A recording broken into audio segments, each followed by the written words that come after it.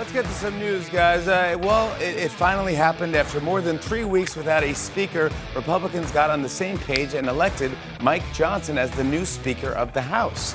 Let's just say if Speaker nominees were Star Wars characters, he's their Jar Jar. Let's just say if Speaker nominees were Halloween candy, this guy's a Necco wafer. Okay? Let's just say that the writer's strike ending didn't do you any favors. Let's just say that your writers aren't funny. Not like the writers at NBC News and at Bloomberg. Bloomberg has a journalist. I'm making quotation marks with my fingers. A journalist, his name is Matthew Iglesias. And he's not a smart man. He's not a wise man. He's not an intelligent man. But he does have an X account where he imprudently posts his thoughts, which are not intelligent thoughts, not serious thoughts. Matthew Iglesias, an award-winning journalist from the Bloomberg News organization, a columnist. He has an X post. I take everyone at their word. Well, then you're a moron. Let's just start with that's only a fraction of the opening sentence here, but you take everyone at their word? You're a reporter, a journalist, a columnist, and you take everyone at their word? He says, I take everyone at their word when they say, quote, free Palestine from the river to the sea, end quote. They mean a secular democracy with equal rights for all, and not, quote, kill all the Jews. Well, then you, Matthew, are a moron. From the river to the sea, Palestine will be free! Palestine will be free! It'll be free. It'll be free to lynch the gay people and chant Allahu Akbar because that's what the Democrat Party is fighting for now.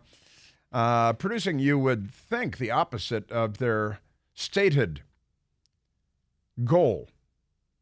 But let me just, Matthew, let me try to smarten you up a little bit here because your brain is obviously very small, probably walnut-sized, and your intelligence quotient is minuscule.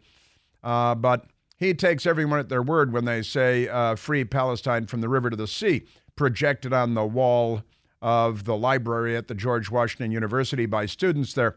It means wipe Israel off the map, right? And it's well-established. Everybody knows what the chant means. It's used by Hamas and Hezbollah, by Iran, by all of the virulent anti-Semites in the world. It means to wipe Israel off the map from the river Jordan in the east to the Mediterranean Sea in the west. That's what it means. It means wipe it off the map. Everybody knows that except Matthew Iglesias, apparently at Bloomberg News. That's the accepted. Ask anybody that uses the chant. It's what they mean. It's and by the way, what they really mean is a secular democracy with equal rights for all. That's what Israel is. So voila, poof. Success is yours because there is a secular democracy with equal rights for all. That's Israel, and it's the only secular democracy with equal rights for all anywhere in that region of the world. And the Gaza Strip is certainly not a secular democracy with equal rights for all, but that is what the so-called Palestinians created when they were given more than 25 miles of beachfront property and 141 square miles. They turned it into a secular hell with equal rights for no one. And Matthew Iglesias, you very, very dim-witted person, you are pushing for the opposite of a secular. You are fighting for Hamas. You are the useful idiot of radical Islamic jihad and an award-winning journalist at Bloomberg. Isn't that amazing? Yes, it is. Just extraordinary. Matthew Iglesias, heck of a job. Boy, oh boy. The Hollywood Reporter has the headline, quote, "Everyone wants us to pick a side," end quote. Reporters grapple with covering Israel-Hamas war. An inside look at how correspondents are juggling online harassment. Don't look at it. Even as they dodge the dangers of real-time reporting and the escalating conflict. This is about the moral bankruptcy of the American left and of the global left, of course. If you can't decide between Nazi Germany and the Jews and the boxcars, then you probably shouldn't be covering the news. Now, the Jews, because of the boxcars, got a piece of sand, the only one in the region without any oil on it, and they got some rifles because somebody suggested, this might happen again. And the surviving Jews said, you're right. We should probably stand up a military that is powerful enough to defend us against the forces of genocide. And that's what they've done. And now the Democrat Party in the United States is on the side of Hamas. Oh, they are not. No, they are. They are. From the college campuses and the students and the 18 to 24-year-olds, the majority of whom believe that the attacks of October 7th were justified because the poor put upon people with their 25 miles of beachfront property and their self-determination. This is a two-state solution, by the way. Here is 25, 26 miles of beachfront property, 141 square miles. You have your elections. You govern yourselves. I know you still can't generate your own electricity because you're troglodytes. You can't generate clean water. They need fuel in the Gaza Strip to run the desalination plant or plants that they have to suck water out of the Mediterranean Sea and purify it. But they can't do it without the Jews making it work for them because they're troglodytes. They couldn't purify water. You think that, they'd lived in the desert all these years and they had salt water all around them, that they would have invented desalination. They did not. You'd think living in the desert, maybe they'd be able to generate their own electricity. They cannot. Run their own hospitals. They cannot. Run their own elections. They cannot. Well, they had one election. The Israelis set it up and the West set it up. They elected a terrorist group, and then they've never had another election since because that's what happens in tyrannies. And here the Hollywood Reporter talking to, CNN and other reporters. God, people want us to pick a side. Well, pick a side. You don't need an overactive moral compass to decide that the radical Islamic terrorist group Hamas that just committed this massacre and in whose charter is the total elimination of the state of Israel from the river to the sea, Matthew Iglesias, you maroon. You don't need a moral compass that's overactive to figure out that the people being attacked and murdered, the people that are defending themselves against the murderous army of genocidal lunatics, hey, gee, which side are the good guys and which side are the bad guys? This is, honestly, it has to do with the total breakdown of morality in the United States, which, again, is the left. It's all over the left. And the Washington Post has a story today. Progressives rebel against Biden's handling of Israel-Gaza crisis. Split over Middle East war jeopardizes a coalition that Biden has nurtured for 3 years. The Washington Post is a cheerleading section, of course, for Joe Biden and the Democrats. They've got Colby Itkowitz on the case and Marissa Lottie.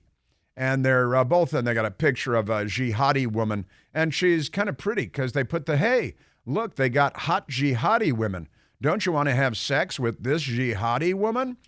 With her Palestinian flag on her cheek and her Palestinian headdress. And she's looking saucy. She's got a big nose ring, too, to be led around, I suppose. And the Washington Post goes on and on about, Cordell Cox has volunteered for Democrat in every presidential race since Barack Obama in 2008. Wow, going all the way back there. Next year, he might sit it out. Cox, a 32 or 33-year-old from Michigan, says he's probably going to still cast a ballot for Joe Biden if he's the Democratic nominee. But Cox says he won't work to increase turnout and fears some of his friends will choose a third-party candidate or decline to vote altogether. See, the Democrat Party and the Washington Post, but I repeat myself, are pushing everybody to just vote Democrat, even though they're genocidal anti-Semites. But it's tough because, they're struggling, they're wrestling, they're liberals, and 51% of them believe that the murders and rapes were justified. The decapitations, the hostage-taking, justified. 51% of Americans between the ages of 18 and 24, more than half. Got to explain that for Democrats following along. Just extraordinary. And the Washington Post is trying to rally the troops to vote for the Democrats and showing a sexy jihadi woman here. Looks like in front of the White House in Washington, D.C., with her Palestinian flag. Just extraordinary. Our Democrat Party. 2023. Horrifying. Kristallnacht. Also, I've got to get to the, oh my gosh, it's hour number 3 already. I can't believe what happens to the time. Completely nuts. All right, let's take another phone call. I haven't gone to the phones in quite a while and talk to the nice people. And I've got more for you. I've got the new Speaker of the House. The Democrats are very upset, which is a good sign because they're mentally ill. And if they're very upset, it probably is a good sign. You should take it as a good sign. He might be pro-American. He might be a simple Christian person. He is the new Speaker of the House, the son of a firefighter. And he's an attorney, and he's a constitutionalist, and he's proud to be an American. And he opened with a prayer yesterday, and that's got him all furious.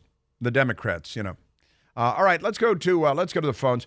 Let's go to John, calling from Illinois and only Illinois. I don't even know what town. John, you're somewhere in Illinois, and now you're on the Chris Plante Show. Hey, Chris, calling from your home state, I guess. Yes, sir. That was a beautiful rant. The tenacity at which you spit fire at these evil psychopaths is incredible. I love it. One thing you mentioned during that rant was the idea that now we just come to realize that the Democrats hate the Jews. Yeah, I think they've been hating the Jews in America for a long time. Let's go back to 2007, 2008. Holy Land Foundation trial. They were found guilty of conspiring to give money and support to Hamas. Obama comes into power. What happens? All the unindicted co-conspirators, including CARE and all these other mainstream leftist organizations, get away without the justice for the American people. These people have been doing this for a long time, and it's just our fault for not seeing it and stopping it earlier. Yeah, I mean, honestly, it's up to us to see it, right? And you see it, I see it. If you're a CNN viewer and a Washington Post reader, you don't see it because they don't report it. These stories are not in the Washington Post. These stories are not on CNN. These stories are not being covered by the so-called mainstream news media because they know it's their party, the Democrat Party, that are the miscreants, that are the bad guys in the story, and so they don't tell the story. And this is Joe Biden's base, and so they don't tell the story. And they love their riots, they love their anti-Semitism, and so remember the mostly peaceful riots, John, all across the country while Democrats were burning and looting our cities. And the news media smiled and assured us again and again that these protests were mostly peaceful. Just a couple of outliers. Complete lie. The biggest period of rioting in the history of the country was the Democrats over St. George Floyd, right? Whose system was... Same thing they do with Hamas. Same thing they do with Hamas. They basically just say that, these people are marginalized for all these reasons, and so they get a pass. It's the same reason why you can shoplift now and no one says anything. Right. They want it to escalate. They want it to escalate until the point where these marginalized victim heads in this country can actually kill you. Right. just like Hamas will kill the Jews. And they'll just continue to say, well, we're marginalized and, we need affirmative action and, all of these things. Reality's gone out the window, and the people that haven't been looking are the ones that are going to get run over. That's a fact. And, how many genders are there? Speaking of reality being run over. You used to worry when you sent your kid to college that they'd come home a leftist after being indoctrinated and brainwashed. Then you had to worry that they'd come home transgender, suffering from gender dysphoria because been brainwashed and indoctrinated. Now you have to worry they're going to come home jihadis. And it's all because of the Democrat Party. It's the left. The Democratic Party isn't. They're not liberals. They're the left. Honestly. John, great call. Thank you very much. Good stuff. Smart person. Thank you for paying attention. Hey, you might be feeling a little overwhelmed these days, thinking about the holidays coming up as just one more log on the fire.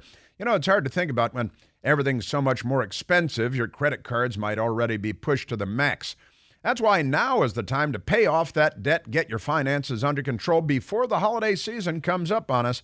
If you're a homeowner, American Financing can help you access the equity in your home for instant savings. Listen, they're saving homeowners just like you on average $700 a month. Think about how that money could help your family, how you can use that, not just the holidays, but especially for the holidays. And if you start today, you may be able to delay 2 mortgage payments, giving you extra holiday cash. It costs you absolutely nothing to find out how much you can save. The holidays are going to be here before you know it. So, call their salary-based mortgage consultants today. They don't get bonuses for selling you. They're salary-based. Call American Financing at 888-402-0299. That's 888-402-0299. Or find them online at AmericanFinancing.net. That's .net, AmericanFinancing.net. NMLS 182334, NMLSConsumerAccess.org.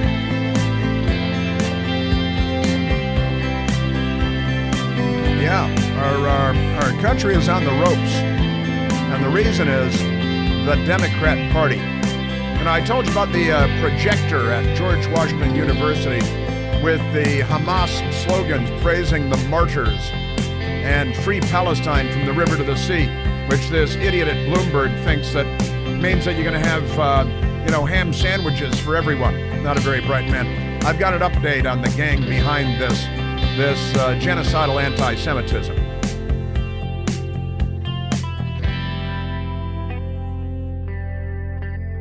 Hey, it's Chris Plant, excited to tell you about our July 2024 Listener Sea Cruise. We'll be sailing around the British Isles, visiting Scotland and Ireland. Please join us. Book by this July 31st for extra savings. Visit ChrisPlantCruise.com.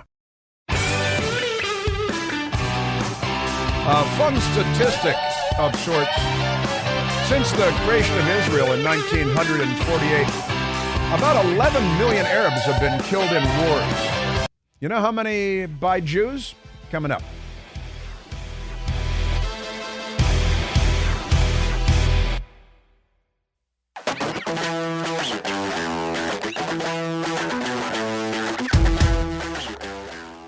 Now, the Democrats run our cities into the ground, turn them into work-free drug places where thieves and murderers run free and good men die like dogs, to paraphrase Hunter S. Thompson. And we see it again and again and again and again, of course. Extraordinary what they've done to Chicago and to Washington, D.C. and to New York, and it goes on, of course. Chicago is now overrun by illegal aliens crossing our southern border. And, we've got more people on the terror watch list that walked across our southern border, just the ones that we caught. The numbers are gigantic. But the gotaways are the ones that we've got to worry about. And a lot of law enforcement people are concerned or believe that we are ripe for radical Islamic terrorist attacks inside the United States, and we should be ready for them. We should be prepared because we've had an open border for a long, long time, and lots of bad guys have been coming in, and there are lots of people that wish us harm. And the Democrats, kind of like the Democrats say that Israel deserved the attack, Democrats also say, well, the United States deserves attacks like that too, because they've been brainwashed and indoctrinated by the lunatics, and they believe that we are the bad guy and Israel is the bad guy, just like Iran believes we are the great Satan and Israel is the little Satan. Both must be wiped from the face of the earth, and that's why many of us found it peculiar when the Obama administration okayed Iran enriching uranium and spinning centrifuges and advancing their ballistic missile program, which we know with 100% certainty they intend to use nuclear weapons against the United States of America and Israel, because their stated goal is to wipe us off the face of the map. We are the great Satan. Israel is the little Satan. And there you have it. It's the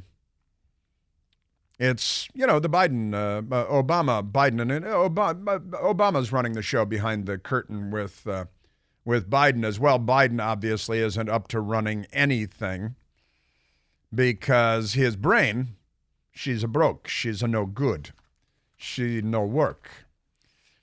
The front page of the Washington Times today has a story about Nancy Pelosi's building. You know, they got, because she was the Speaker of the House and she's a woman, and so buildings. Here is the story in the Washington Times front page below the fold. Building honoring Pelosi in decay from filth, crime. Waste Watcher says federal offices may be shut down for public safety. San Francisco, one of the most beautiful cities in the world, but we gave it to the Democrats. And now it's a poop stain on the planet because your Democrat Party. Stephen Dinan, a real reporter in Washington, working for the Washington Times, of course, and not the Washington Post. Senator Joni Ernst is calling for the government to pull the plug on Speaker Nancy Pelosi's federal building in San Francisco after its public spaces turned into a crime-ravaged open-air drug market that is so unsafe that government employees were ordered to work from home. The building was designed to be groundbreaking in its openness to the public, but it's become a monument to government bungling and the decay plaguing many American cities. Ms. Ernst, Iowa Republican, described the scene at the building as something out of a post-apocalyptic horror movie, with muggings common, occasional gunfire, and nearly 150 drug overdoses and 33 deaths reported on the block surrounding the building in the first half of this year. Run by the General Services Administration, the GSA, the federal government's chief landlord agency, it leases space to a half dozen branches of the government, including the Department of Health and Human Services, which ordered employees this summer to work from home rather than risk their lives going to work in the Nancy Pelosi federal building. Ms. Ernst says it's time the remaining federal workers in the building leave. Now, that's what Democrats do to, honestly, San Francisco is, should be, used to be, ought to be one of the world's most beautiful cities. But the Democrats, because like, hey man, he's a drug addict. We'll give him a safe space. We'll give him clean pipes and a rubber mouthpiece and a lighter, and then we'll tell you that it's not a crack pipe and it's not a drug pipe, which the Biden administration did, of course, less than a year ago. Then they lied that, that's not a drug. Well, it's just a glass tube with a rubber mouthpiece and a brass screen to put in one end and a lighter. What you do with it is up to you. They actually said that. Pretty amazing. So Senator Ernst is calling on them to shut the place down because it's too dangerous and it's a work-free drug place. where thieves and killers run free and good men die like dogs. With at least 5 other federal facilities within the San Francisco area, Senator Ernst said, where taxpayers and government employees could interact face-to-face without fearing for their lives, I'm calling for the offices and workers within the Speaker's federal building to be relocated and the building shut down until it is no longer a threat to public safety. It's an 18-story building, opened in 2007, supposed to be a model for civic sustainability. Right. That's your Democrat Party. That's what they do. That's who they are. All right, let's get to the new Speaker of the House. New Speaker of the House, because that's the actual lead story in the Washington Times today. Speaker Johnson breaks House jam. Leader has little experience but big ambitions to tackle challenges. Now, House Republicans celebrated a return to legislating Wednesday after electing Representative Mike Johnson of Louisiana to serve as Speaker of the House and ending weeks of bitter intra-party fighting over leadership that paralyzed the chamber. Now, I tell you what, there's a lot of audio to get to. Mr. Johnson, 51 years old, elevated as one of the least experienced lawmakers ever to serve as Speaker. I think that might be just what the doctor ordered. You know, before we get to the stupid, corrupt news media and all that, let's go to the man that started all the trouble in the first place, because Matt Gaetz sat down with Steve Bannon, Congressman Matt Gaetz, the Republican from Florida, who I know a little bit, and I like him. I think he's fun, he's funny, he's irreverent, he's smart, and he got tired of this business as usual Washington, D.C. thing where we have these idiotic omnibus bills that we have to pass at the last minute or the government's going to shut down and Timmy won't be able to go to Jellystone Park and oh, the Republicans are so bad. And you're supposed to have 12 appropriations bills that are supposed to make their way through the committees in the House. And we're required by law to pass a budget funding the government. And, you know, ideally, you'd start spending less money since our national debt is now more than $33 trillion, and it would take more than 1 million years to pay off if we were paying it off at $1 a second. But never mind that, more than 1 million years. So let's go to Matt Gaetz talking to Steve Bannon on Steve Bannon's War Room, talking about how this whole process unfolded. You know, it was Matt Gaetz that seized the day and took action that led to Speaker Kevin McCarthy being tossed out. He was never good at speaking anyway. Matt Gaetz was explaining it this way. As Emmer is withdrawing, Mark Molinaro, a moderate New York freshman Republican, stands up at the microphone and says, well, instead of restarting this process and having a candidate forum and sending everybody home for a good cry, let's just take a non-binding poll on where people would be on the person who came in second to Tom Emmer, and that was Mike Johnson. And Elise Stefanik said, well, that's against the rules. The rules don't contemplate it. We can't do that. And brilliantly, Mark Molinaro says, then I move for unanimous consent that the rules be waived and we take a poll on whether or not Mike Johnson could be our Speaker nominee. And guess who objects to that unanimous consent request? Listen now. Kevin McCarthy. Kevin McCarthy, the now former Speaker of the House. And according to Matt Gaetz, Kevin McCarthy was monkey-wrenching the system all the way through this process for the last several weeks. Kevin McCarthy stands up and says, I object to doing a roll call on Mike Johnson. And Mike Johnson was exasperated. All the times Johnson had voted for McCarthy, had carried his water, maybe even voted for some bills he didn't like because he was working toward the Republican conference's stated objectives under McCarthy. And here was the thing. It showed everyone that it was actually McCarthy who was working to knife Scalise. It was actually McCarthy who was working to knife Jim Jordan. It was McCarthy working to knife everyone, and he hadn't yet figured out a way to knife Mike Johnson. Now, Matt Gaetz has a dog in this fight, but this is his perspective, and he's laying it out. He's been on my Newsmax show a number of times, and I like him. I think he's fun. And he blew up this whole speaker thing and started over, and we've ended up with a more conservative speaker. and more conservative leadership in the House of Representatives, which was the initial goal, and also restoring regular order, which I hope will happen quickly.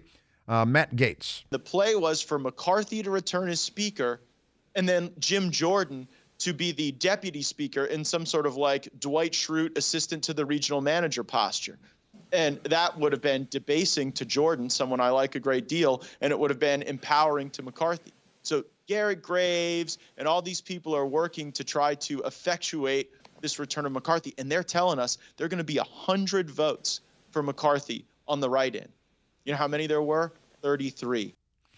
Now, if nothing else, Matt Gaetz is considerably more articulate than is Kevin McCarthy. There is no doubt about that. But here comes Matt Gaetz coming after Kevin McCarthy for blaming him for the way this whole mess went after Matt Gaetz drove Kevin McCarthy out of the Speaker's office. Ultimately, McCarthy gets 43 to vote for him on a secret ballot, but Mike Johnson gets a majority, and then he says, you know what I want?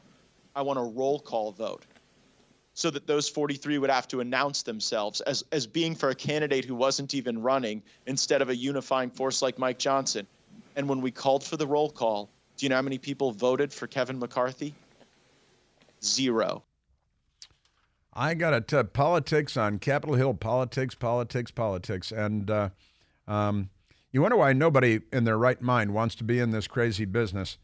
But it'd be nice to see regular order restored and see a conservative Republican, Mike Johnson, be the Speaker of the House. Matt Gaetz. Everyone in the room knew at that moment that I wasn't the force for chaos. I wasn't causing disunity. That for the last 3 weeks, the reason the House of Representatives has been paralyzed is because for his own selfish gain, Kevin McCarthy was sabotaging the candidacy of anyone else because he was plotting a return. Interesting. Wild. I want to thank Ginny for passing that along to me this morning. Now let's go to the new Speaker of the House, Congressman Mike Johnson of Louisiana. And his number 2 is going to be Steve Scalise, also of Louisiana, who was shot and nearly killed a while back by a Bernie Sanders volunteer in yet another Democrat Party suicide attack, another thing they have in common with Hamas. A lot of Democrat Party suicide attacks in Washington, D.C., Arlington, Virginia, New York, Dallas, Baton Rouge, to name but a few of the Democrat Party suicide attacks. Speaker of the House, Mike Johnson. Thank you all. First, a few words of gratitude. I want to thank Leader Jeffries. I do look forward to working with you on behalf of the American people. I know we see things from very different points of view, but I know that in your heart you love and care about this country and you want to do what's right. And so we're going to find common ground there, all right? Now, that was a misstep, I think. Hakeem Jeffries is a radical and an extremist and a fascist who just spent a few minutes attacking Mike Johnson and smearing him and slandering him and calling him an insurrectionist. And I would have come up and explained that I was just slandered by an anti-Semite in a time of war in the Middle East who was mentored by his radical extremist, anti-Semite, genocidal anti-Semite uncle, Professor Leonard Jeffries, one of America's leading anti-Semites, and that's where he comes from. And then I'd go after the Democrats on the college campuses being anti-Israel, and I would rip them a hole. But Mike Johnson decided to try to play nice to start. I want to express my great thanks for our Speaker Emeritus, Kevin McCarthy. Yeah, he was very nice. Now, the Republicans really need to hire me. I'll tell them what to say and how to say it. But Mike Johnson should have ripped Hakeem Jeffries after he slandered him and maligned him. He should have come up and ripped him a hole, returned fire in kind, dragged the entire Democrat Party into it. Let's expose them for what they are, Mr. Speaker. Welcome to the speakership. I hope that good things can happen. I'm optimistic, but I'll reserve judgment for a while as well. Gets a very high conservative rating from CPAC, very high. And I'm expecting and hoping for good things from the new Speaker of the House. But, Mr. Speaker, the clock is ticking.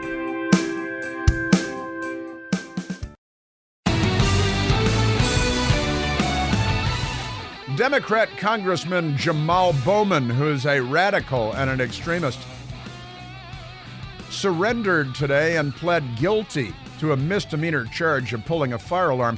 He hasn't been charged with an insurrection, though, or disrupting an official government proceeding, which is what he was actually doing when he pulled the fire alarm at the Cannon House office building. But he pled guilty this morning in court to one count of falsely pulling a fire alarm, and he's agreed to pay a $1,000 fine. Of course, he was disrupting an official proceeding of government, and that is also an insurrection, and I think he should get 22 years in prison because it seems only fair. But since we have two tiers of justice, speaking of which, Slate magazine has the headline today, Trump knows that the walls are closing in. They have any idea how, they don't, of course, how tired they are? We put together montages years ago of the news media doing their walls are closing in. I've noticed some other people on the radio have subsequently created walls are closing in montages. But the ridiculous news media with they're telling Donald Trump all 4 years the walls are closing in, the walls are closing in. And here's Slate magazine, radical left-wing rag. Trump knows the walls are closing in, right? Just amazing. Yes, they are. All right, I seem to be running out the clock on myself. Let's go to PBS reporter Laura Barron Lopez talking to Joe Biden yesterday about the new Speaker of the House. I think they both don't like him. After 22 days, House Republicans just elected Mike Johnson of Louisiana as the Speaker of the House. Johnson advocated conspiracy theories about voting machines and a rigged election in 2020. He encouraged his colleagues to join a lawsuit to invalidate the results of 4 states. So if you win re-election in 2024, are you worried that a Speaker Johnson would again attempt to overturn the election? No. Then he keeled over, and they had to bring in the paddles and resuscitate him. It was kind of sad. That was the news media's. That was their role in this. And rigged election conspiracy theories. How many Democrats in 2016 called for the Ohio results to be overturned? I believe it was more than 30 House members called for Ohio's, because then President Trump would have lost the election and the Democrats would have stolen it. More than 30 Democrats in the House of Representatives called for those election results to be overturned.